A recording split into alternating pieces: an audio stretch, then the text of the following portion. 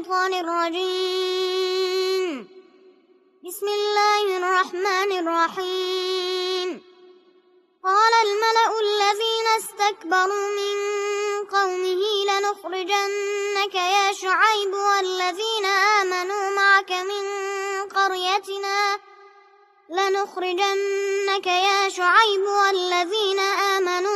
من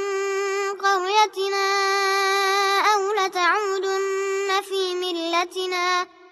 قال أولو كنا كارهين. قد افترينا على الله كذبا إن عدنا في ملتكم بعد إذ نجانا الله منها، وما يكون لنا أن نعود فيها إلا أن يشاء الله ربنا، وسع ربنا كل شيء علما. على الله توكلنا. ربنا افتح بيننا وبين قومنا بالحق وأنت خير الفاتحين. وقال الملأ الذين كفروا من قومه لئن اتبعتم شعيبا إنكم إذا لخاسرون. فأخذتهم الرجفة فأصبحوا في دارهم جاثمين. الذين كذبوا شعيبا كأن لم يغنوا فيها. الذين كذبوا شعيبا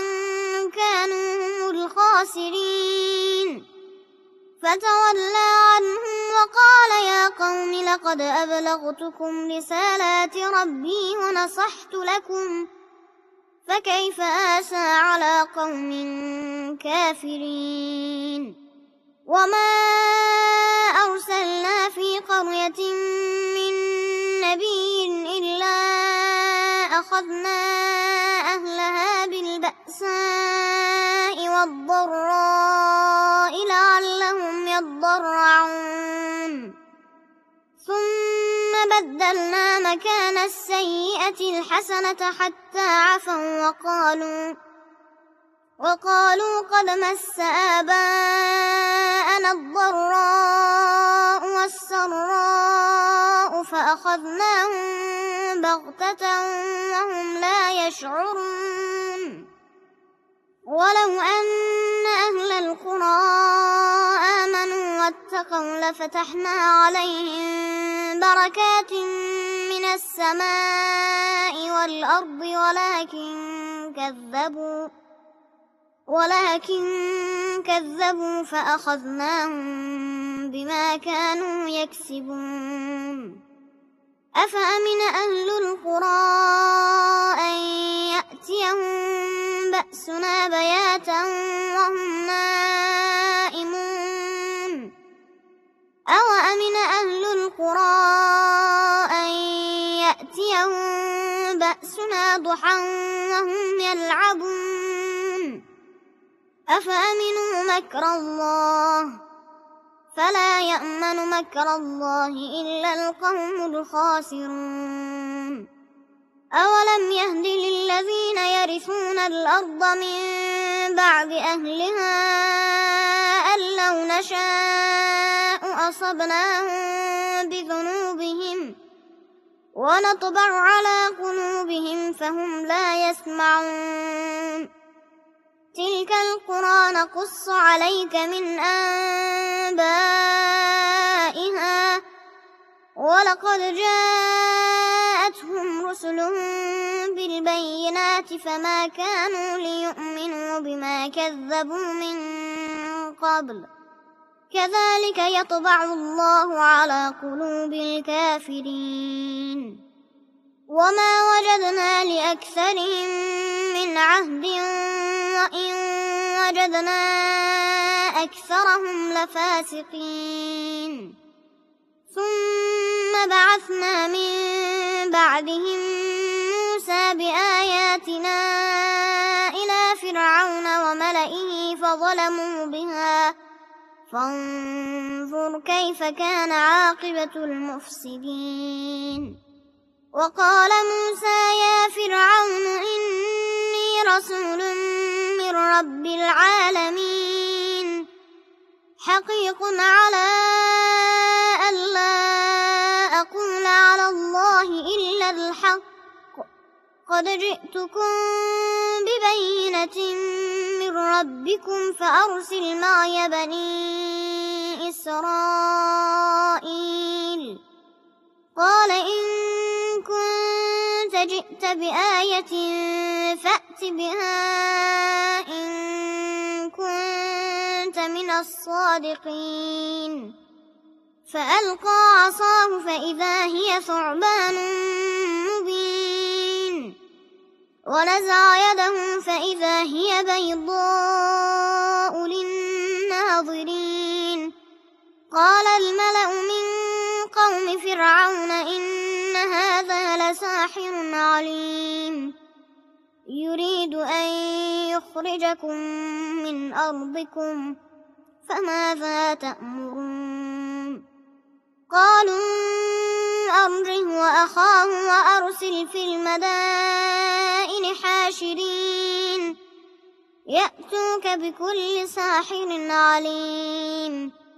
وجاء السحرة فرعون قالوا إن لنا لأجرا إن كنا نحن الغالبين قال نعم وإنكم لمن المقربين قالوا يا موسى إما أن تلقي وإما أن نكون نحن الملقين قال ألقوا فلما ألقوا سحروا أعين الناس واسترهبوهم وجاءوا بسحر عظيم وأوحينا إلى موسى أن ألق عصاك فإذا هي تلقف ما يأفكون فوقع الحق وبطل ما كانوا يعملون فغلبوا هنالك وانقلبوا صاغرين وألقي السحرة ساجدين قالوا آمنا برب العالمين رب موسى وهارون قال فرعون آمنتم به قبل أن آذن لكم إن هذا لمكر مكرتموه في المدينة لتخرجوا منها أهلها فسوف تعلمون لأقطعن أيديكم وأرجلكم من خلاف ثم لأصلبنكم أجمعين قالوا إنا إلى ربنا منقلبون وما تنقم منا إلا أن آمنا بآيات ربنا لما جاءتنا ربنا أفرغ علينا صبرا وتوفنا مسلمين وقال الملأ من قوم فرعون أتذر موسى وقومه ليفسدوا في الأرض ويذرك وآلهتك قال سنقتل أبناءهم ونستحيي نساءهم وإنا فوقهم قاهرون قال موسى لقومه استعينوا بالله واصبروا إن الأرض لله يورثها من يشاء من عباده والعاقبة للمتقين قالوا أوذينا من قبل أن تأتينا ومن بعد ما جئتنا قال عسى ربكم أن يهلك عدوكم ويستخلفكم في الأرض فينظر كيف تعملون ولقد أخذنا آل فرعون بالسنين ونقص من الثمرات لعلهم يذكرون فإذا جاءتهم الحسنة قالوا لنا هذه وإن تصبهم سيئة يطيروا بموسى ومن معه ألا إنما طائرهم عند الله ولكن أكثرهم لا يعلمون وقالوا مهما تأتنا به من آية لتسحرنا بها فما نحن لك بمؤمنين فأرسلنا عليهم الطوفان والجراد والقمل والضفادع والدم آيات مفصلات فاستكبروا وكانوا قوما مجرمين ولما وقع عليهم الرجز قالوا يا موسى ادع لنا ربك بما عهد عندك لئن كشفت عنا الرجز لنؤمنن لك ولنرسلن معك بني إسرائيل فلما كشفنا عنهم الرجز إلى أجل هم بالغوه إذا هم ينكثون فانتقمنا منهم فأغرقناهم في اليم بأنهم كذبوا بآياتنا وكانوا عنها غافلين وأورثنا القوم الذين كانوا يستضعفون مشارق الأرض ومغاربها التي باركنا فيها وتمت كلمة ربك الحسنى على بني إسرائيل بما صبروا ودمرنا ما كان يصنع فرعون وقومه وما كانوا يعرشون وجاوزنا ببني إسرائيل البحر فأتوا على قوم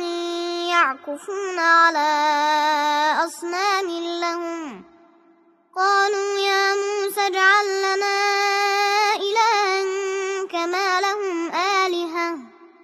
قال إنكم قوم تجهلون إن هؤلاء متبر ما هم فيه وباطل ما كانوا يعملون قال أغير الله أبغيكم إلها وهو فضلكم على العالمين وإذ أنجيناكم من آل فرعون يسومونكم سوء العذاب يقتلون أبناءكم ويستحيون نساءكم وفي ذلكم بلاء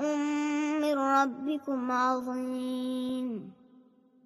وواعدنا موسى 30 ليلة وأتممناها ب10 فتم ميقات ربه 40 ليلة وقال موسى لأخيه هارون اخلفني في قومي وأصلح ولا تتبع سبيل المفسدين ولما جاء موسى لميقاتنا وكلمه ربه قال رب أرني أنظر إليك قال لن تراني ولكن انظر إلى الجبل فإن استقر مكانه فسوف تراني فلما تجلى ربه للجبل جعله دكا وخر موسى صعقا فلما أفاق قال سبحانك تبت إليك وأنا أول المؤمنين قال يا موسى إني اصطفيتك على الناس برسالاتي بكلامي فخذ ما آتيتك وكن من الشاكرين وكتبنا له في الألواح من كل شيء موعظة وتفصيلا لكل شيء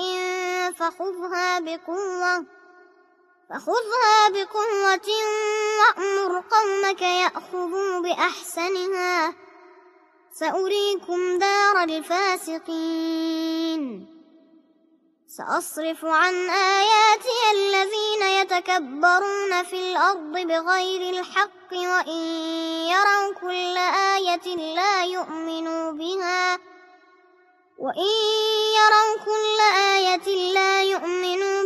وإن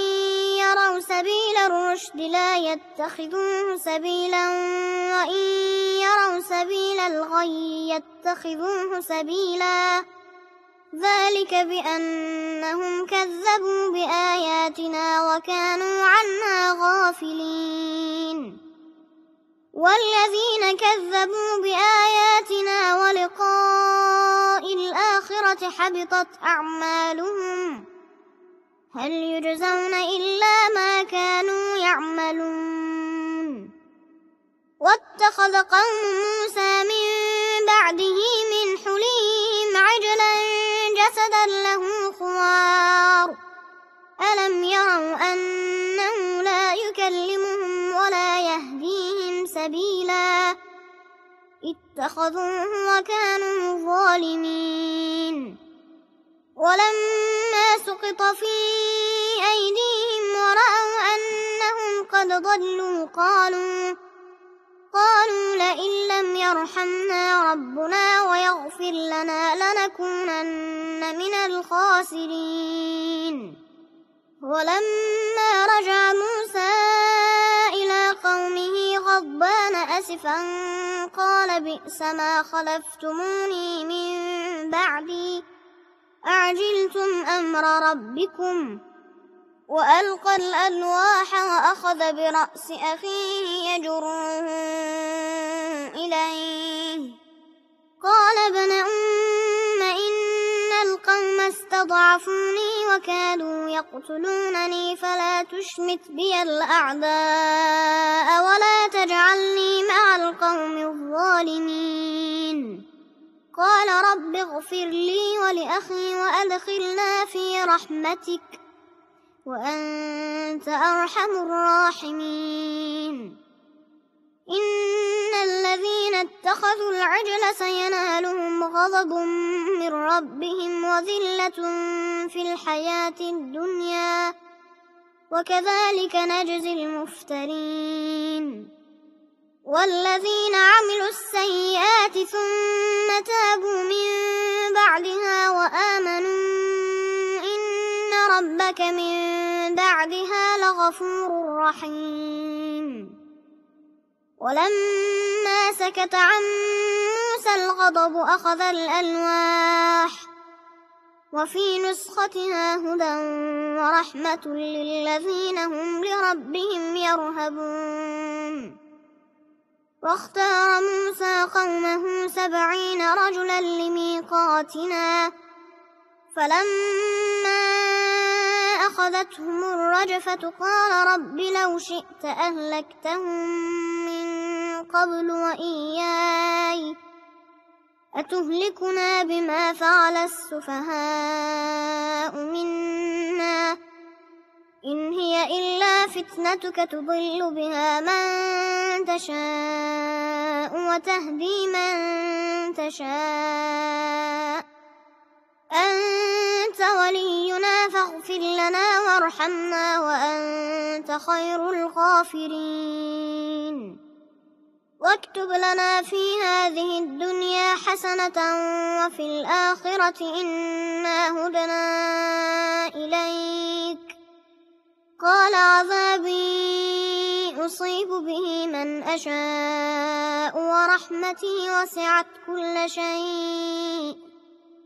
فسأكتبها للذين يتقون ويؤتون الزكاة والذين هم بآياتنا يؤمنون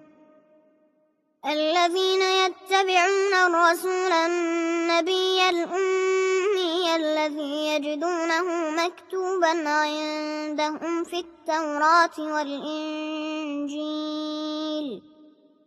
يأمرهم بالمعروف وينهاهم عن المنكر ويحل لهم الطيبات ويحرم عليهم الخبائث ويضع عنهم إصرهم والأغلال التي كانت عليهم فالذين آمنوا به وعزروه ونصروه واتبعوا النور الذي أنزل معه أولئك هم المفلحون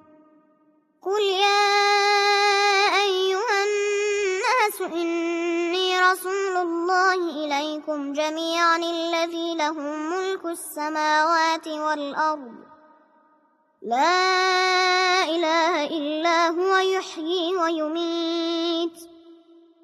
فآمنوا بالله ورسوله النبي الأمي الذي يؤمن بالله وكلماته واتبعوه لعلكم تهتدون ومن قوم موسى أمة يهدون بالحق وبه يعدلون وقطعناهم 12 أسباطا أمما وأوحينا إلى موسى إذ استسقاه قومه أن اضرب بعصاك الحجر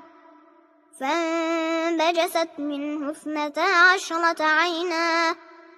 قد علم كل أناس مشربهم وظللنا عليهم الغمام وأنزلنا عليهم المن والسلوى كلوا من طيبات ما رزقناكم وما ظلمونا ولكن كانوا أنفسهم يظلمون وإذ قيل لهم اسكنوا هذه القرية وكلوا منها حيث شئتم وقولوا حطة وادخلوا الباب سجدا نغفر لكم خطيئاتكم سنزيد المحسنين فبدل الذين ظلموا منهم قولا غير الذي قيل لهم فأرسلنا عليهم رجزا من السماء بما كانوا يظلمون واسألهم عن القرية التي كانت حاضرة البحر إذ يعدون في السبت إذ تأتيهم حيتانهم يوم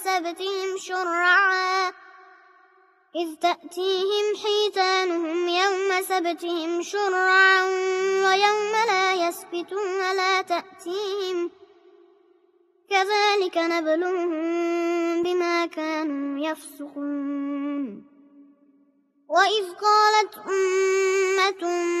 منهم لم تعظون قوما الله مهلكهم أو معذبهم عذابا شديدا قالوا معذرة إلى ربكم ولعلهم يتقون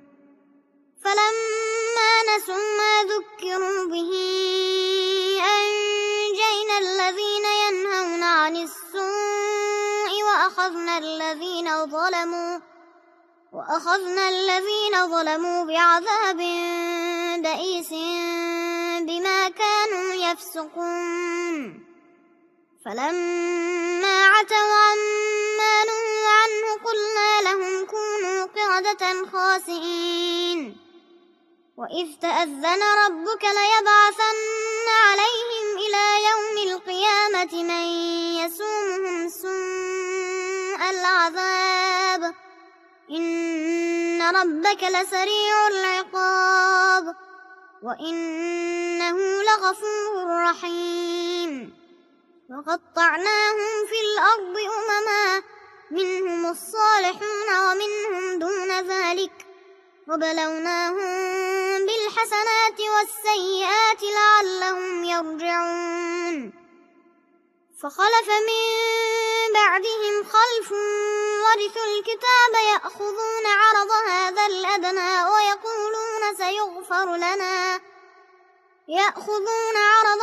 الأدنى ويقولون سيغفر لنا وإن يأتهم عرض مثله يأخذوه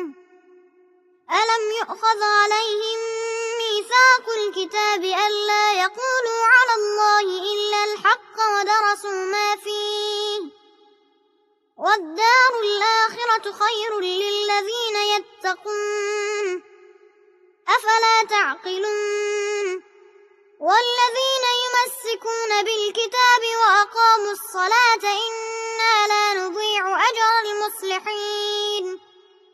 وإذ نتقنا الجبل فوقهم كأنه ظلة وظنوا أنه واقع بهم خذوا ما آتيناكم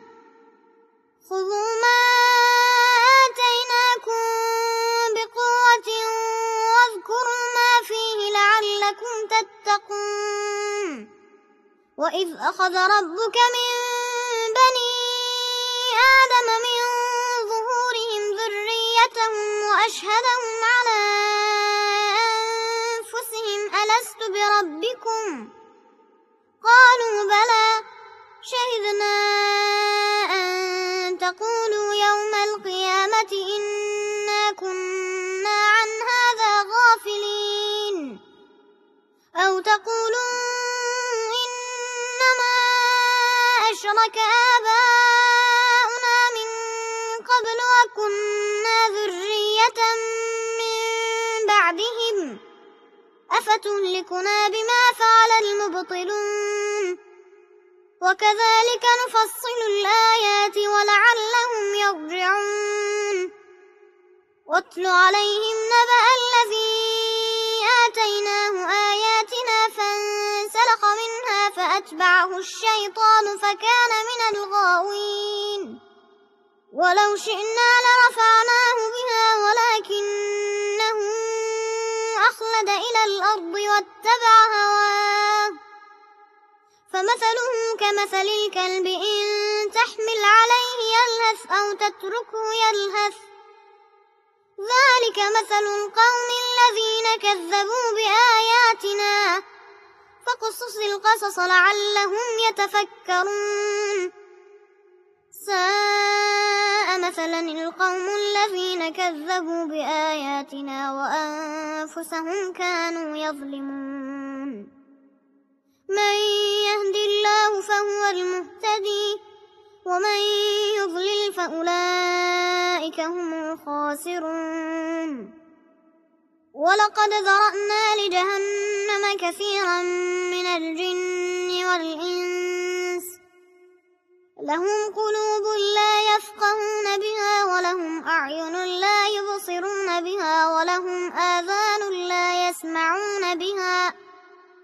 أولئك كالأنعام بل هم أضل أولئك هم الغافلون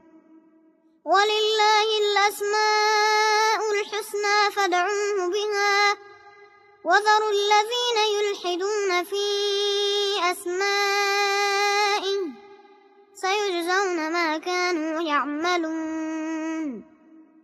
وممن خلقنا أمة يهدون بالحق وبه يعدلون والذين كذبوا بآياتنا سنستدرجهم من حيث لا يعلمون وأملي لهم إن كيدي متين أولم يتفكروا ما بصاحبهم من جنة إن هو إلا نذير مبين أولم ينظروا في ملكوت السماوات والأرض وما خلق الله من شيء وأن عسى أن يكون قد اقترب أجلهم فبأي حديث بعده يؤمنون من ويذرهم في طغيانهم يعمهون يسألونك عن الساعة أيان مرساها قل إنما علمها عند ربي لا يجليها لوقتها إلا هو ثقلت في السماوات والأرض لا تأتيكم إلا بغتة يسألونك كأنك حفي عنها قل إنما علمها عند الله ولكن أكثر الناس لا يعلمون قل لا أملك لنفسي نفعا ولا ضرا إلا ما شاء الله ولو كنت أعلم الغيب لاستكثرت من الخير وما مسني السوء إن أنا إلا نذير وبشير لقوم يؤمنون هو الذي خلقكم من نفس واحدة وجعل منها زوجها ليسكن إليها فلما تغشاها حملت حملا خفيفا فمرت به فلما أثقلت دعوا الله ربهما لئن آتيتنا صالحا لنكونن من الشاكرين فلما آتاهما صالحا جعلا له شركاء فيما آتاهما فتعالى الله عما يشركون أيشركون ما لا يخلق شيئا وهم يخلقون ولا يستطيعون لهم نصرا ولا أنفسهم ينصرون وإن تدعوهم إلى الهدى لا يتبعوكم سواء عليكم أدعوتموهم أم أنتم صامتون إن الذين تدعون من دون الله عباد أمثالكم فادعوهم فليستجيبوا لكم إن كنتم صادقين ألهم أرجل يمشون بها أم لهم أيدي يبطشون بها أم لهم أعين يبصرون بها أم لهم آذان يسمعون بها قل ادعوا شركاءكم ثم كيدون فلا تنظرون إن ولي الله الذي نزل الكتاب وهو يتولى الصالحين والذين تدعون من دونه لا يستطيعون نصركم ولا أنفسهم ينصرون وإن تدعوهم إلى الهدى لا يسمعوا وتراهم ينظرون إليك وهم لا يبصرون خذ العفو وأمر بالعرف وأعرض عن الجاهلين وإما ينزغنك من الشيطان نزغ فاستعذ بالله إنه سميع عليم إن الذين اتقوا إذا مسهم طائف من الشيطان تذكروا فإذا هم مبصرون وإخوانهم يمدونهم في الغي ثم لا يقصرون وإذا لم تأتهم بآية قالوا لولا اجتبيتها قل إنما أتبع ما يوحى إلي من ربي هذا بصائر من ربكم وهدى ورحمة لقوم يؤمنون وإذا قرئ القرآن فاستمعوا له وأنصتوا لعلكم ترحمون واذكر ربك في نفسك تضرعا وخيفة ودون الجهر من القول بالغدو والآصال ولا تكن من الغافلين إن الذين عند ربك لا يستكبرون عن عبادته ويسبحونه وله يسجدون بسم الله الرحمن الرحيم يسألونك عن الأنفال قل الأنفال لله والرسول فاتقوا الله وأصلحوا ذات بينكم وأطيعوا الله ورسوله إن كنتم مؤمنين إنما المؤمنون الذين إذا ذكر الله وجلت قلوبهم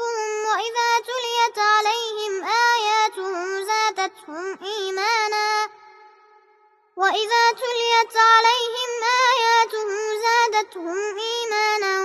وعلى ربهم يتوكلون الذين يقيمون الصلاة ومما رزقناهم ينفقون أولئك هم المؤمنون حقا لهم درجات عند ربهم ومغفرة ورزق كريم كما أخرجك ربك من بيتك بالحق وإن فريقا من المؤمنين لكارهون يجادلونك في الحق بعدما تبين كأنما يساقون إلى الموت وهم ينظرون وإذ يعدكم الله إحدى الطائفتين أنها لكم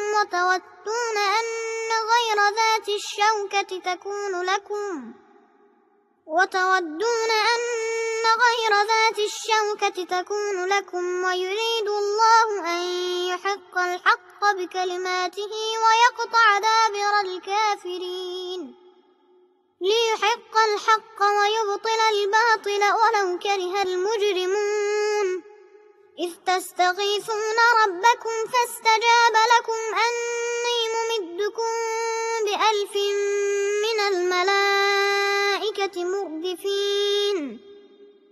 وما جعله الله إلا بشرى ولتطمئن به قلوبكم وما النصر إلا من عند الله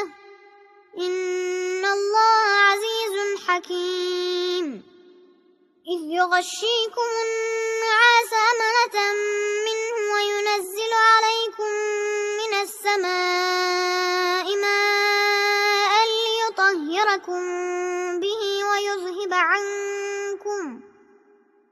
ويذهب عنكم رجز الشيطان وليربط على قلوبكم ويثبت به الأقدام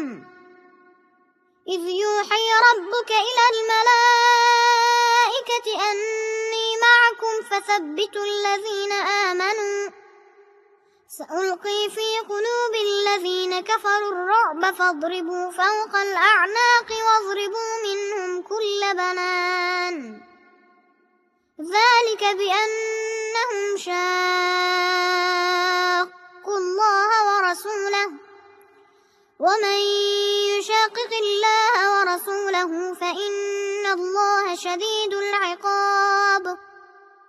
ذلكم فذوقوه وأن للكافرين عذاب النار يا أيها الذين آمنوا إذا لقيتم الذين كفروا زحفا فلا تولوهم الأدبار ومن يولهم يومئذ دبره إلا متحرفا لقتال أو متحيزا إلى فئة فقد باء بغضب من الله ومأواه جهنم وبئس المصير فلم تقتلوهم ولكن الله قتلهم وما رميت إذ رميت ولكن الله رمى وليبلي المؤمنين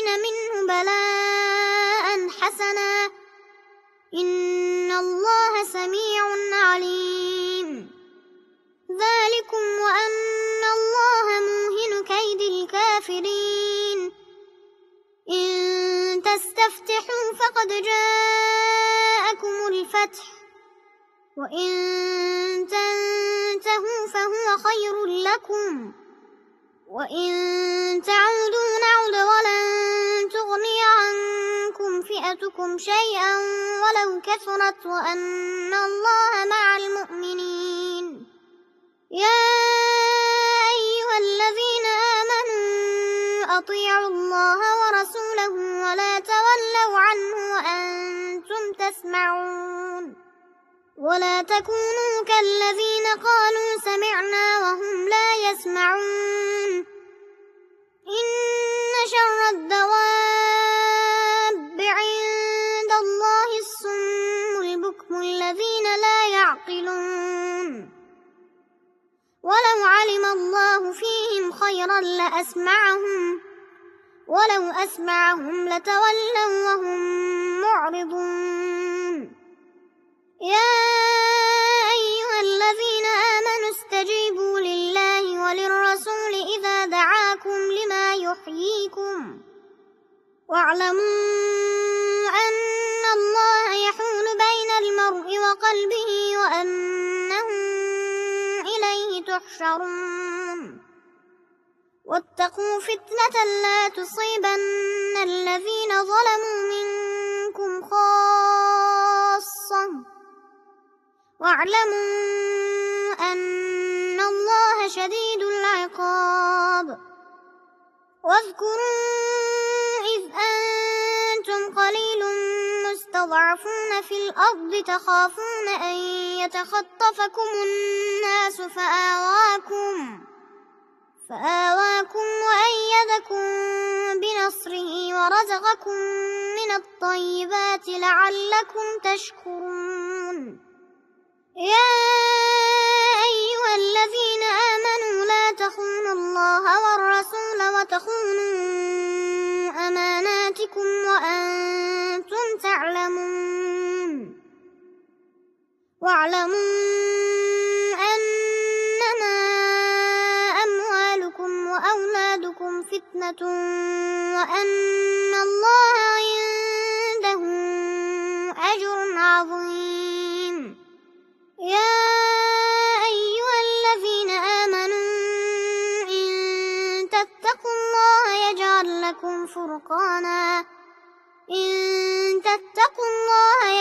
لكم فرقانا ويكفر عنكم سيئاتكم ويغفر لكم، والله ذو الفضل العظيم. وإذ يمكر بك الذين كفروا ليثبتوك أو يقتلوك أو يخرجوك، ويمكرون ويمكر الله، والله خير الماكرين.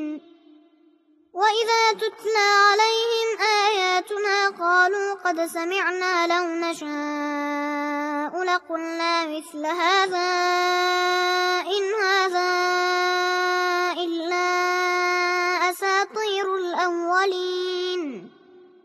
وإذ قالوا اللهم إن كان هذا هو الحق من عندك فأمطر علينا حجارة من السماء أو ائتنا بعذاب أليم. وما كان الله ليعذبهم وأنت فيهم، وما كان الله معذبهم وهم يستغفرون.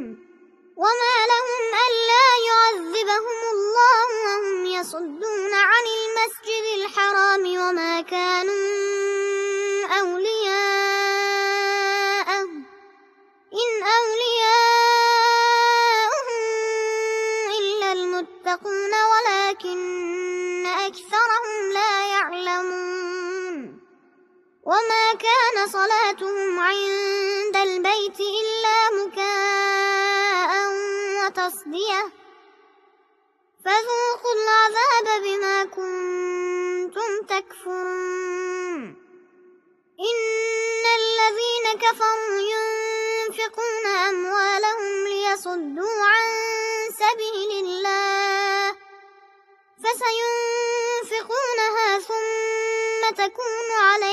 حسرة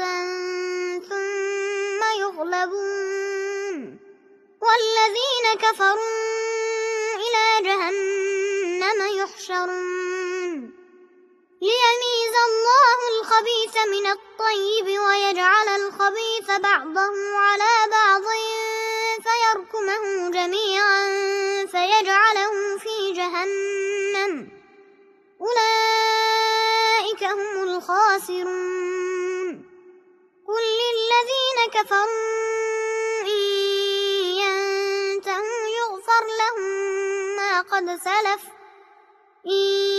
ينتهوا يغفر لهم ما قد سلف وإن يعودوا فقد مضت سنة الأولين وقاتلوهم حتى لا تكون فتنة ويكون الدين كله لله فإن